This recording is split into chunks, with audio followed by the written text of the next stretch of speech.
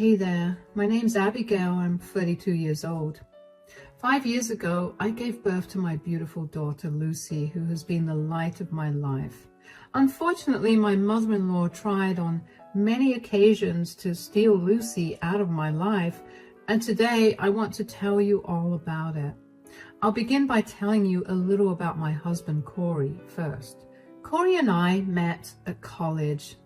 We were part of the same friend group and began dating after being friends for a year.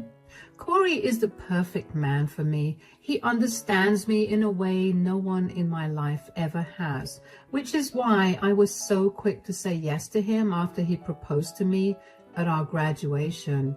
It is also the reason why I put up with his mother, Janice, for so long. Anyway, even though Corey and I got engaged straight out of college, we waited for another 2 years before we got married. At that time, we decided to get more acquainted with each other's families and focus on our careers. During that time, I got to know a lot about Janice. Janice had a huge complex, to put it very lightly. She was all over me initially.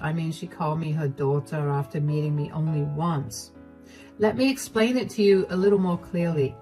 Janice has 4 children and all of them are boys. However, Janice's big dream has always been to raise a girl. Corey is the youngest of the 4 children, and every single one of his brother's girlfriends, and then later their wives, also had to go through what I went through. What also didn't help was that all of Janice's grandchildren were also boys. So she was really desperate for girls in the family. I didn't mind it, although I did find it a little odd.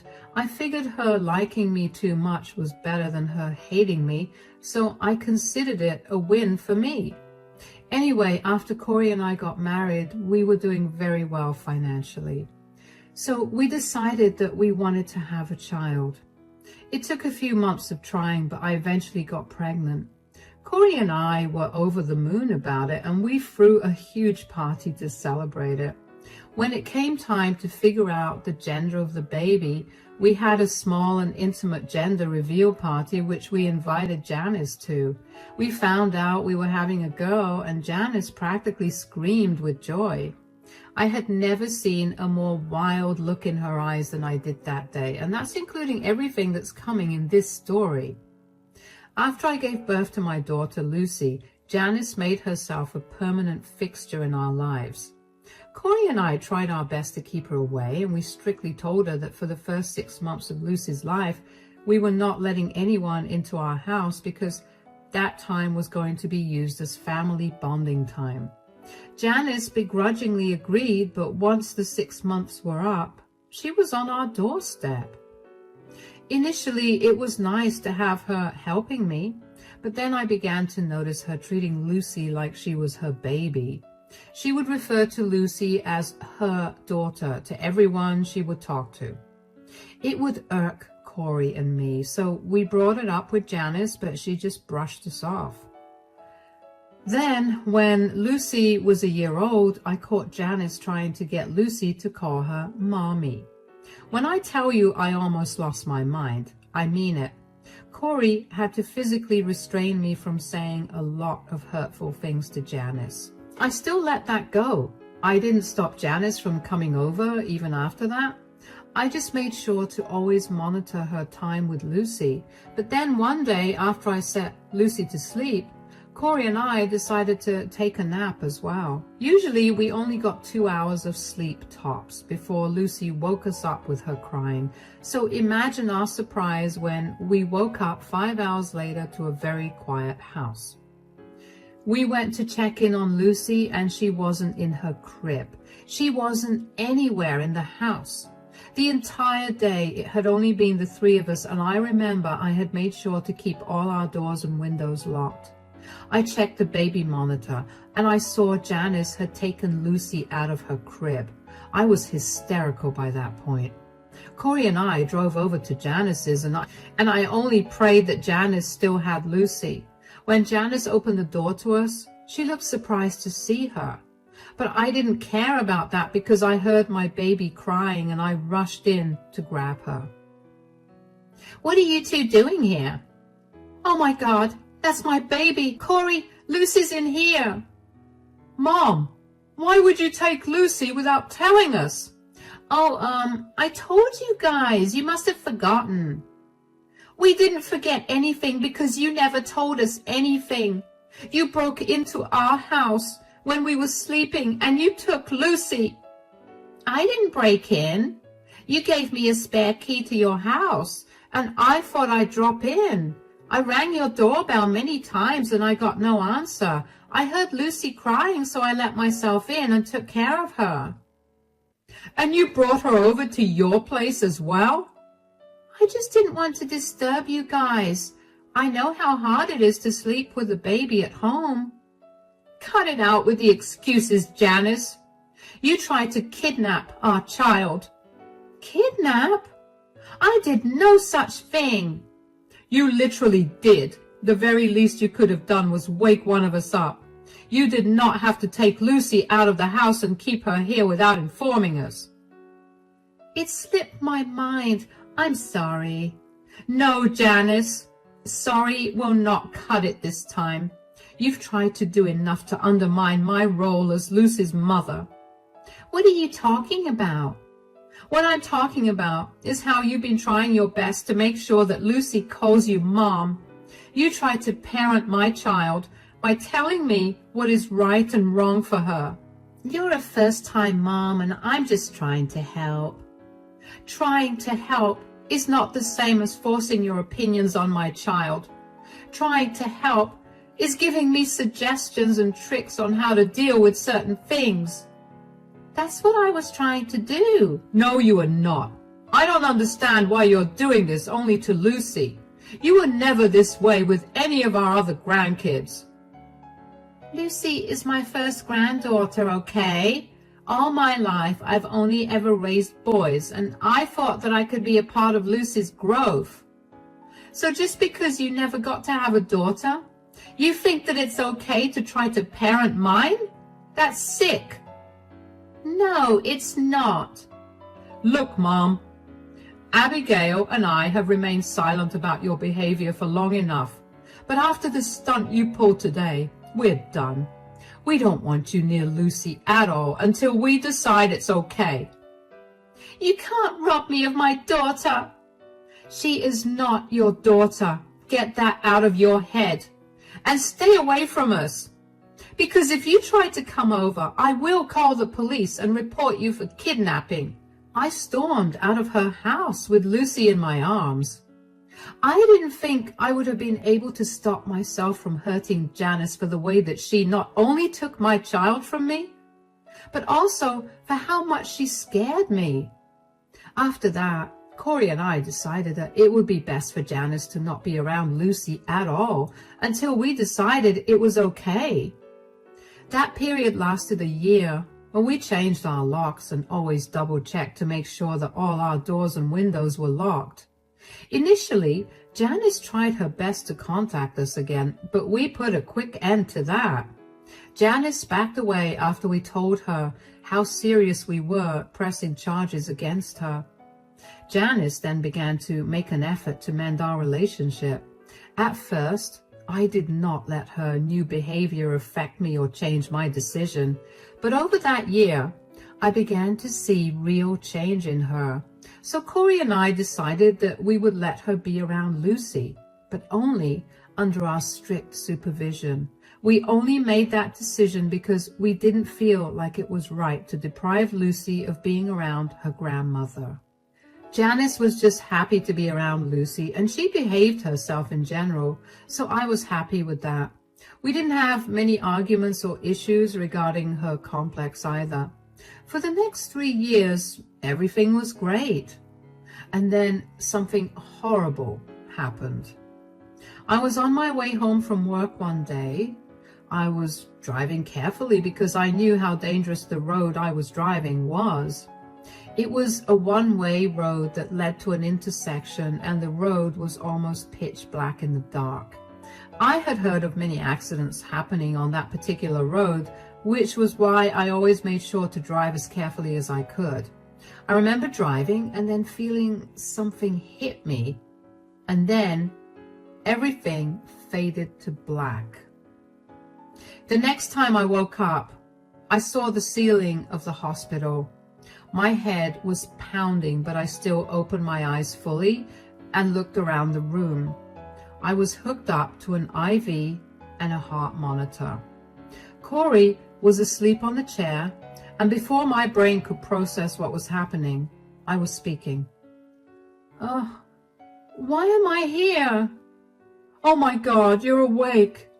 What happened? You were in a horrible car crash." "What? You got so lucky, darling. I don't know what I would have done if I lost you." "What do you mean?" "Some drunk driver sped through a red light and totaled your car. You got lucky that they hit the passenger side of the car and you only escaped with a few bruises and a broken arm." "Oh my God. Is the other driver okay?" "No, they lost their life on impact." "Oh, wow." "Yeah, I was not kidding when I said that you got lucky. I'm so glad you're alive." "Me too. How long was I out for?" "It's been a day. You got hit on the head real good, but thankfully, it only knocked you out. You don't have any brain injuries. Your body just needed rest from the shock. But if the impact on your head was any more than, hey, don't think about that. I'm here and I'm alive. I avoided all the dangerous aspects of that car crash and I'm okay. Thinking of the what ifs will not change our reality, a reality we're grateful for."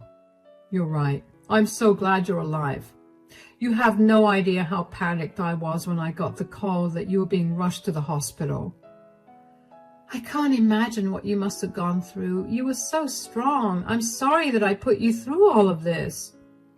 "You have nothing to apologize for, so don't." "All right, darling. Where's Lucy, by the way? How is she? Is she okay?" "Yes, Lucy's okay. I gave her a general rundown of what happened, but I didn't mention anything about how you almost, didn't make it. She was scared, but I assured her that you were fine. I just got off the phone with her before you woke up." "Okay, that's good. I don't want her worrying about anything. Where is she?" "She's staying with Mom. She didn't want to go there because she wanted to be by your side, but I didn't know what you'd look like. I mean, if you looked too beat up, Lucy would have been hysterical, and I didn't think I'd be able to handle that." "You did good, darling. Thank you so much for taking care of everything." "Hush. You also don't have to thank me for doing my duties as a father." "I know, but I also know that handling all of that while freaking out about me was also not an easy thing to do." "You're right, but at least you'll get discharged tomorrow, so Lucy will be coming here to meet you, and we can all go home together." "All right. That's something to look forward to." "Yes. So why don't you get some rest now? I'll go get the doctor to make sure you're completely fine." "Yeah, okay." I couldn't believe that I was in a near-fatal car crash. I couldn't help but feel terrified about the fact that I almost made Corey a widower and almost left Lucy without a mother. I tried my best to put my thoughts out of my mind so I could rest properly without hurting myself. Corey stayed by my side all day and refused to let go of my hand unless absolutely necessary. That night was the longest night I'd ever spent because my thoughts would not stop spiraling. I finally managed to fall asleep as the excitement of seeing Lucy helped calm me down. The next morning I got discharged and Corey walked in with Lucy. Lucy ran into my arms and began hysterically sobbing while hugging me very tightly. She was gasping for breath and crying, and that worried me a lot. I calmed her down as much as I could before pulling her apart from me a little and asking her what was wrong. "Sweetie, what happened? Why are you crying? Look, Mommy's completely fine." "I thought you were going to die." "What? Why? Daddy told you that Mommy was fine, right?" "Yes, but that's not what Nana said." "What do you mean, sweetie?" "Nana said that you almost died in the car crash." "Okay, but Mommy's fine now. There's no need to cry, sweetie. I only have a broken arm, but look, you can draw all over my cast. Yeah, but Nana said she wished that you died in the car crash.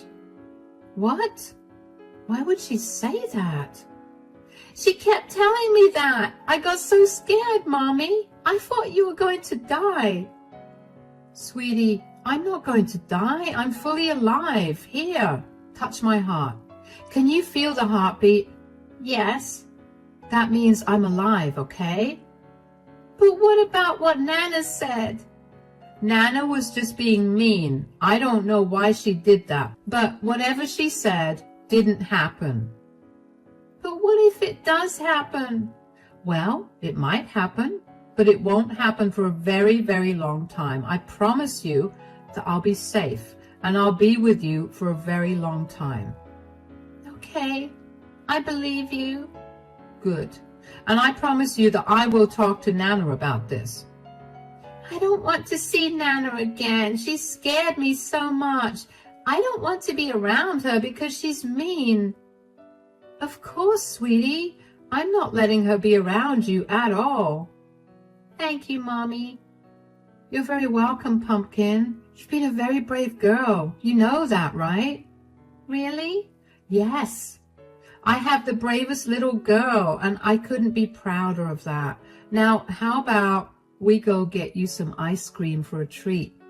Yay, okay. I was furious. I couldn't believe that Janice would say something like that to Lucy at a time when I was genuinely in danger.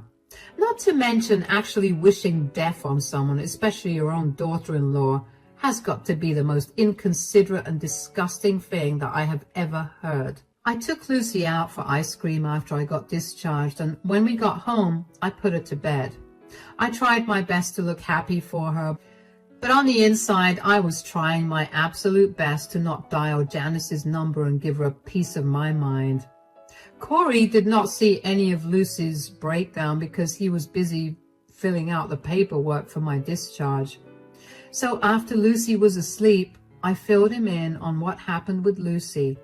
Corey was just as angry and upset as I was. In fact, he reached for his phone and was ready to dial for Janice when I had an idea in my head. This was the last straw. I knew that Janice had truly not changed at all, and she would not stop trying to be Lucy's mother. She needed to be shamed, and she needed to learn her lesson.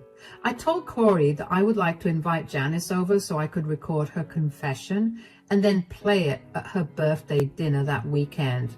Corey loved my plan, so I went ahead and called her. Janice sounded concerned for me, but I shut that down by pretending to be really tired and in no mood to talk at that moment. I invited her over, and Janice sounded a little nervous when she agreed. Janice was all set to come over the next day, and Corey and I were all set with a small camera hidden in the living room that was aimed at where Janice was going to be sitting. When she pulled up in the driveway, Corey answered the door and let her in before telling her that he had to go run some errands. She walked into the living room where I was sitting. Oh, Abigail, I got so worried when I heard that you were in a car crash. I'm so glad you're okay. Cut it out, Janice. What? What do you mean? I know what you told Lucy. I have no idea what you're talking about. Oh, really? Then let me refresh your memory. You told Lucy that you wished the car crash had killed me. Why did you say that? I didn't. Don't even try to deny it. Do you even know how much you scared Lucy? You don't know how heartbreaking it was to hear her beg me not to die. Why would you say something as morbid as that to a 5-year-old? It was not morbid either. So you did say it then? Oh, for heaven's sake, yes. Yes, I did. But I didn't mean to scare Lucy. What did you possibly think would happen when you told a child that you wished her mother would have died? I was just preparing her for the worst case scenario. I didn't think you'd actually die, but if you did, I didn't want it to come as a shock to Lucy. So you told her that you wished I died? Fine, maybe I did wish that. But both you and I know that you're a horrible mother. What does that have to do with this? I never got to raise a daughter. You know that. All I asked was that you let me take care of Lucy sometimes, but you never let that happen. In fact, you kept her away from me for a whole year. That's because you tried to get my daughter to call you Mom. You tried to parent her. And when I tried to tell you to stop, you took Lucy home with you without letting either Corey or I know. You wouldn't let me be there in Lucy's life the way I wanted to. So you hoped that I wouldn't survive the car crash because you wanted to be a mother to Lucy? Do you think a good mother would talk to a child that way? And what makes you think that Corey would let you be anywhere near you after I died? My last wish would have been to never let Lucy near you. This is why I hope you didn't make it. You're so selfish and you only care about your needs. What about me? What about how I feel? Why is it so hard for you to understand that I wanted a girl child? You could just let me live my dream out a little. You have a lot of issues that you need to sort out. Don't project them onto me or Lucy. I don't have any issues. The only person with issues is you. You can't seem to show any empathy towards another woman. That is a value that I desperately wanted to teach Lucy. She deserves a better mother than you. If you think you'd be a better mother than me, then you should know that Lucy does not want to see you anymore. That's because you poisoned her mind against me. I didn't do any of that. I told you that you scared her a lot, and she did not like that. I'm not going to let this go. You're going to regret this. I'm going to get my granddaughter back, and I'm going to tell her about how awful you are. And when she leaves you for me, I'll laugh in your face when you cry. I couldn't believe how twisted Janice's thoughts were. Did she honestly believe that I'd let someone else be a mother to my daughter? I was furious, but I also knew that I had a better plan in mind. That weekend, Corey and I decided that we didn't want Lucy to come for Janice's birthday dinner. We dropped her off at my friend's place and made our way to Janice's. When Corey and I arrived at Janice's house, I told Janice that I had a birthday video present for her. She was delighted, and she let me play it on the TV. She made everyone gather round to watch it. Well, all the chatter among the guests died just a few seconds into the video. Janice's face grew pale, and there she was, confessing that she wished the car crash was fatal for me, and that she told Lucy that so that she could steal Lucy from me. All of the guests looked uncomfortable and shocked. I explained to everyone that this was the reason that Janice would no longer be allowed near my child, and that I would expect everyone to respect those wishes of mine, which I only said because sometimes when we ask one of Corey's siblings to babysit Lucy, they drop her off at Janice's if they had sudden plans come up. Corey and I left after that, so we didn't get to see any of the fallout. I heard from Corey's sister after, and she told me that Janice started yelling that I had fabricated the video, but none of them believed her. They all left shortly after Corey and I left. Of course, Janice called me the next day to yell at me. Why did you do that? Why did I do what? Don't act like you don't know what I'm talking about. How dare you record me without my permission? I had to have proof of how crazy you were. And you thought it was okay to show it to everyone? Do you even know how I'm being treated by everyone right now? I hope they're all treating you like the psycho you are. They're treating me like I'm a disgusting person. Well, you are you not? Or do I need to send you the video of how you behaved and the things you said so you can see it for yourself again? I'm not crazy. I only wanted empathy from you. You wanted empathy from me after you scared my child by telling her that you wished I did not survive the car crash. I told you I did not mean to scare Lucy. Whether you meant to scare her or not, you weren't supposed to say something like that to her. Why is that so hard for you to understand? You've poisoned everyone against me. I told Corey that it was not a good idea to marry you. I didn't poison anyone against you. This is the consequences of your actions. Deal with them now. I don't have to suffer any consequences. You've pitted everyone against me because I express my feelings to you. You shouldn't have feelings like those to begin with. I get that you wanted to have a daughter, but trying to overtake me by trying to be a mother to my child is not the way to do it. You could always adopt a child or try fostering. There was no need to treat me or my child that way. Are you kidding me? Adopting or fostering kids is completely out of the picture. I want to raise a daughter that has my blood in her, not some stranger's kid. Wow. See, this is how I know that you can't possibly be a good mother. Shut up. You need to make this right. Tell everyone that you edited that video to make me look like a crazy person. All my kids have stopped talking to me. I can't look after my other grandkids, and it's all your fault. I didn't do anything to that video at all. I have no reason to lie. They're not talking to you because they're disgusted by your behavior, and they don't want their children to see that and think that it's okay. You need to sit down with yourself, see why you feel the way you feel, and start changing things. Once you become a better person, maybe then your family will get back to you. Until then, stay out of my family's life. Why, you... I hung up the phone on Janice. I could not be bothered to listen to any more of her reasons for her innocence. How she could not see why what she did was messed up was beyond me. It was not my duty to teach her why what she did was wrong. She was older than me. She had so much more intellect and life experience than I did. Gosh. Anyway, Janice was telling the truth about being cut off by the rest of the family. No one wanted to be associated with her after they watched the video. A lot of them reached out to me again and told me about how they were completely on my side. Corey's siblings apologized for Janice's behavior because I guess they felt some amount of guilt for their mother's behavior. Of course, I told them they had no reason to apologize.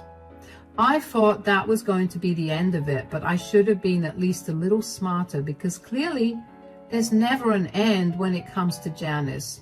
She always has to get her way, and she'll go to any lengths to get it. Janice decided that even after everything, she still wanted contact with Lucy.